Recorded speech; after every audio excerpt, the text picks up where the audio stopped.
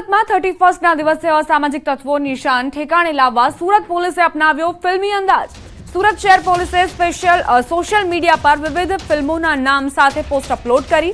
પોલીસે છેલ્લો દિવસ, ચાલ જીવી લઈએ, ગ્રાન્ડ મસ્તી, એનિમલ, કમઠાણ અને ભલે પધાર્યા મૂવીના નામ સાથે અનોખી ફિલ્મી પોસ્ટ બનાવી છે।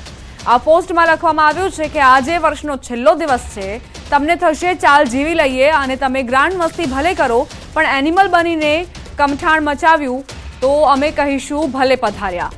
ત્યારે સુરત પોલીસની આ અદ્ભુત હ્યુમરવાળી પોસ્ટ સોશિયલ મીડિયામાં ખૂબ વાયરલ થઈ રહી છે અને સાથે આ રમૂજભરી પોસ્ટથી પોલીસે 31ના દિવસે ભાન ભૂલતા શખ્સોને કડક સંદેશ આપ્યો છે।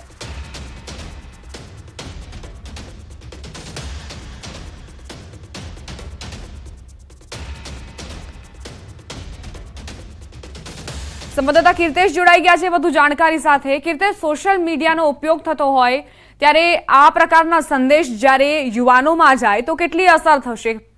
પોલીસને કેવા પ્રકારની આશા? બિલકુલ, અત્યારે સોશિયલ મીડિયાનો જમાનો છે, યુવાનો સોશિયલ મીડિયા પાછળ ઘેરા થયા છે।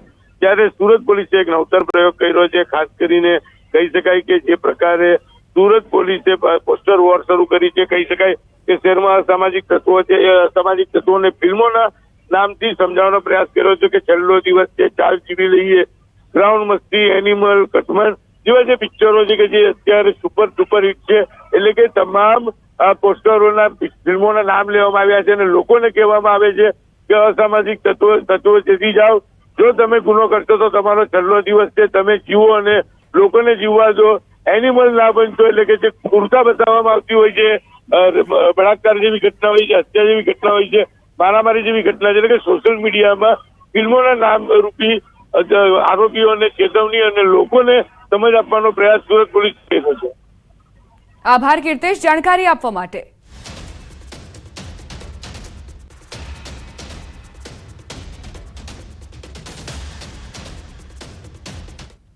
હવે આગળ વાત પીધેલાઓ માટે સાંસદની તૈયારી।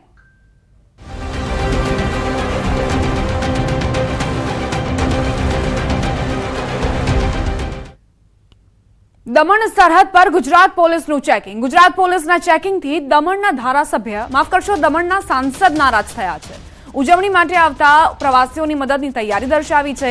દમણ સાંસદે પ્રવાસીઓની મદદની તૈયારી બતાવી। દમણમાં દારૂ પીધા બાદ રહેવાની વ્યવસ્થાની તૈયારી બતાવી। બોર્ડર પર ચેકિંગના નામે હેરાનગતિનો એમપીનો આક્ષેપ। ગુજરાત પોલીસ પર દમણ સાંસદનો ગંભીર આરોપ। દારૂ હેરાફેરી અને કામગીરી અંગે આક્ષેપ કર્યા। દમણ સાંસદના આક્ષેપથી રાજકીય ગરમાવો આવ્યો છે।